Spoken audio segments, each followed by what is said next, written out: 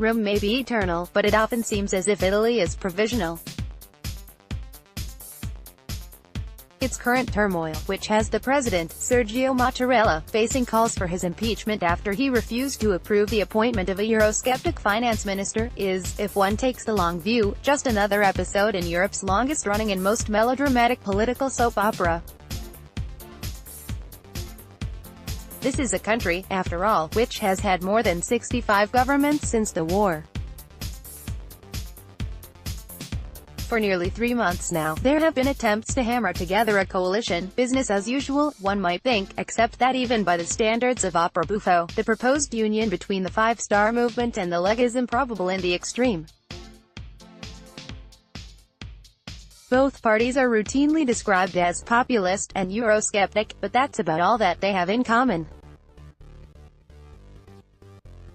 The Lega, which draws its support from the prosperous north of the country, is Italy's answer to UKIP, anti-migrant and anti-Brussels and, until recently, allied with Silvio Berlusconi's right-of-centre Forza Italia. The Five-Star Movement, a newer setup, was founded by the comedian Beppe Grillo, a sort of Italian Russell Brand, and resembles a Corbynite Green Party. Unlike its namesake, the poptastic Pearson family from Romford, Five-Star is primarily system skeptic. A sense of its general approach can be got from its motto, Vaffanculo, which translates as F*** off. It likes extravagant public spending and hates corporations, and wants the European Central Bank to write off a large chunk of Italy's national debt, which is the third highest in the world, and 132% of its GDP. At the most recent election, this populist stance turned out to be popular, too. Five-Star got 33% of the vote, the most of any single party. But the right, of which the Lega is the main grouping, got 37%. Since that wasn't enough to govern, and since Five-Star, in one of its more sensible political stances, refused to deal with any coalition that involved Silvio Berlusconi, Italy ended up with the strangest pairing since Michael Jackson hooked up with Lisa Marie Presley. But President Mattarella's decision to veto the appointment of a Eurosceptic economist, Paolo Savona, as finance minister, may have stalled the nuptials. Five-Star's leader, Luigi Di Maio, called for the president's impeachment, while Matteo Salvini of the Lega argued for fresh elections, something which might well strengthen both parties' support. The reason these political negotiations have an impact far beyond Italy is that they illustrate the inconvenient problem of populism for the EU, which is actually a general democratic problem. For a decade, in large part because of the financial crisis, voters all over Europe have had an increasingly skeptical view of political elites. While France and Germany have, so far, narrowly avoided populist governments, and the tendency in countries such as Hungary, Poland and Greece can be dismissed as peripheral, fragmented and temporary, Italy, even in its current state, will be the EU's third largest economy after Brexit. You don't need to have any sympathy for either the protectionist, nationalist agenda of parties like the Lega, France's Front National, or Germany's AfD, or for unrealistically utopian radical leftists like Five-Star, Syriza in Greece or Podemos in Spain, to see that their support is a rejection of the grander European project. Or to notice that it indicates a sense of disfranchisement, both political and economic. This was always bound to happen, because of the EU's interpretation of what ever closer union ought to mean. And in that sense, the logic of Euro fanatics such as Guy Verhofstadt, who want a federalized European state with unified economic, foreign and defense policies controlled from Brussels is correct.